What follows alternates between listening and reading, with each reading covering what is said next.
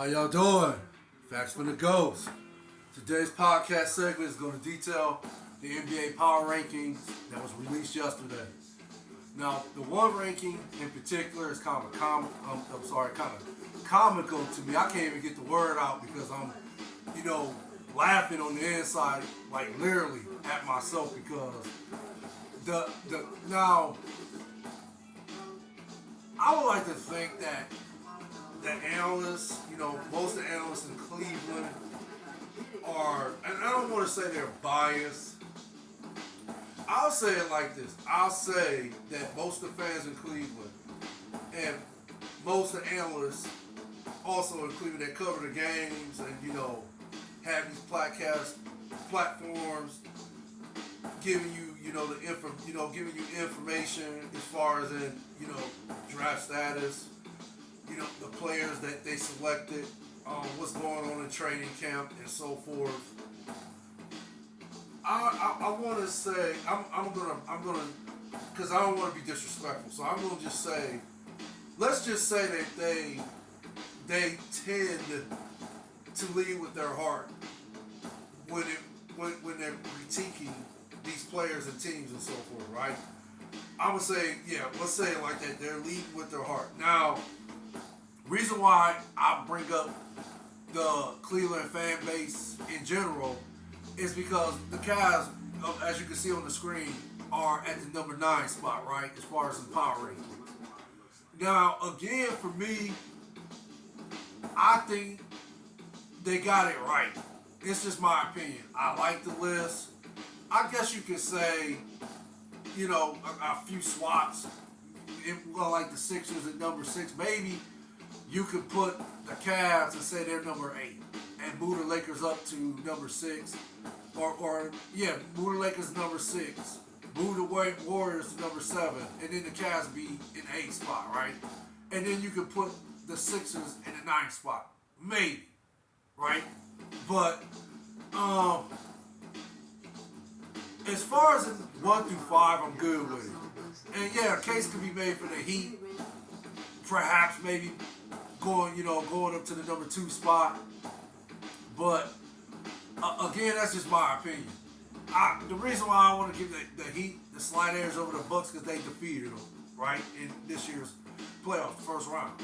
And then they, eventually advanced to the NBA Finals this year, right? Right. Okay.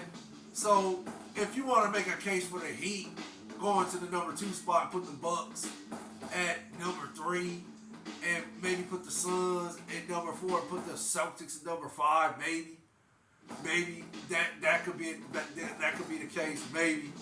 But as far as the debates about who shouldn't be in the top 5 and in the last 10, if that makes sense, I guess it's always going to be up for a debate. But okay, again, in my opinion, I like the list. And I think the Cavs are exactly right where they should be. Like I said, if you want to make a switch and try to make an argument for the Cavs going over the Sixers, maybe, perhaps, because the Sixers are, they're in disarray. James Harden has been, barking about a trade all summer season long, right? So, again, for me, if you look at it in its entirety, I would have to say that the Sixers might, I don't know. This is tough because they do have Joel Embiid. What's the other guy they got? Travis Maxey. Yeah, Doc Rivers got fired, but they still got them too. And this is just hard. I'm going to reserve my criticism for the Sixers at a later time because I got to see what's going to happen with James Harden. James Harden wants to be traded, but I don't know if they're going to trade him before the season starts or during the season. I don't know how that trade is. I don't know how they're going to be able to execute that trade, if that makes sense. I don't know how it's going to happen. So that's why I'm going to reserve my criticism for the Sixers at a later date. But I just basically wanted to talk a little bit more about the Cavs and why I feel, they should be number 9. And I'm a Cavaliers fan, Cleveland Cavaliers fan, Cleveland Browns fan. Yeah, I'm a fan, Cleveland. Even though I'm from Akron, Ohio, I still rep Cleveland because, yeah, of course, we don't have a team, right? So why not root for the team that's basically right up the street from us, if that makes sense? And I'm not talking about literally right up the street from us. I'm just, using it as a, what's that word looking for? I don't think you consider that a metaphor. I don't know if you consider that a metaphor. Analogy. I think analogy is more, more precise with my comparison as far as in Cleveland being right up the street from Akron, if that makes sense. But yeah, Cleveland is right where they should be, in my opinion. Again, I've done so many podcasts on why I feel Cleveland is not the team, or at least in my opinion, they're not the team we thought they were, if that makes sense. Yeah, of course, on paper, and yeah, they won 51 games in the regular season, right? So on paper, of course, they're talented. They have a talented team. We know that. Darius Garland, Donovan Mitchell, Evan Mobley, Karis LeVert, he's talented. Even though he's inconsistent, he's talented. Jared Allen, yeah, he's a solid center. I think that's about it. And then of course, the two signings they were able to put together. They were able to put together in Max Strus and George Niang, right? Okay, so they definitely got the shooting that they liked in the playoffs, but I still, and I don't know how many times I gotta keep beating my head on a brick wall or keep sounding like a skip CD, if that makes sense. When I keep saying that, I think that the number one problem for the Cavs was JB Bickerstaff, and I don't like to call for nobody's job, but when you're not performing at the highest level, when you're hired for a certain position in a corporation, if that makes sense. I like to think the NBA is a corporation. I could be wrong about that, but I like to think as a whole the NBA is a corporation, right? Or you could call it a brand or whatever. But and then you got, of course, the Cleveland Cavaliers as an organization is part of that corporation or brand. Again, I could be wrong with the words I'm choosing to describe a job in its entirety, like one of those higher ranking jobs, if that makes sense. And you got the big cheese guy right here. He running it all, and then he's got the other guys that he's got the GM or he's got the manager that's helping him run the company, right? The organization, if that makes sense. Or the corporation, if that makes sense. But again, when you're not performing at the highest level, you already know what's going to happen. You're going to get fired. Yeah, it's unfortunate when it happens, but if you don't perform at the highest level, you're going to get fired. That's what you should expect to happen.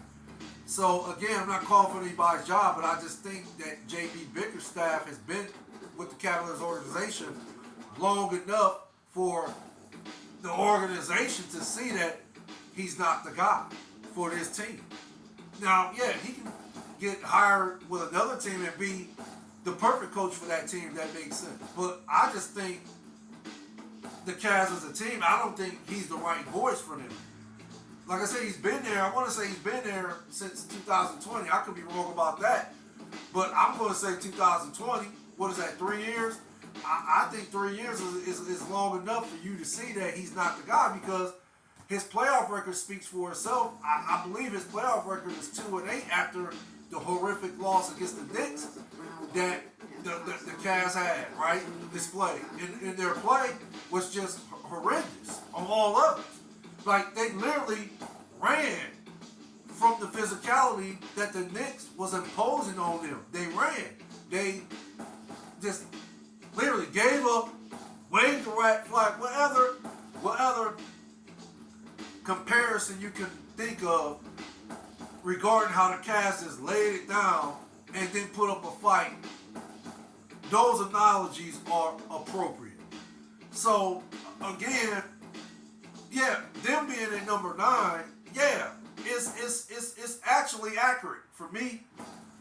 And I'm not gonna put no names to these people because that's not how I am. I don't disrespect nobody's platforms, their podcast platforms, because I would like the same respect in return. So what I look like going out here, putting names and disrespecting, people who got these podcast platforms, and then when they give it back to me, here I am gonna cry wolf about it. So I'm just gonna say it's just some of the analysts in Cleveland, and there's one analyst in particular, he felt the Cavs should have been at least number 3 in these rankings. And I had to laugh to myself, and then I had to gather my thoughts because it was just so unbelievable to me that he felt that after witnessing. I know he had to watch the series because I like to think that's his job, to watch the Cavs play and then critique whether they play good or bad. It's his job to, inform, the fans and subscribers of of him and his other couple guys that run that podcast too. But it's his job to, along with the other guys, to, inform the Cavaliers as a fan base in its entirety, right? Of, why the Cavs play bad, why they play good, or why they play bad. He's supposed to give, the correct information so that, for the fans that don't understand why the Cavs, play so bad, or they just, think that the Cavs actually play good, but in reality they play bad. But, some fans are naive like that, so they need somebody to tell them and show them why, hey, look, this is why the Cavs play bad, or hey, this is why the Cavs play good. So, yeah, but for him to say the Cavs should have been, number 3, or if you want to say it like this, they should have been they should have been in the top 3 as far as the NBA power rankings. I gotta completely disagree with that because of how the Cavs play. And the other gentleman, he actually pretty much said everything that I was saying prior to what the other analyst said, as far as the Cavs being, top 3 in the NBA power rankings. Before the dude even said, what he said, and it was, not completely on par with what I was saying. It was different, but the concept of it was basically the same way of thinking, like I was thinking, if it makes sense. As a matter of fact, he put it in better words than I've been putting it in all my podcast segments about how the Cavs play soft as butter. He just basically said they got punked and they just ran away from the spotlight. They literally, when he said when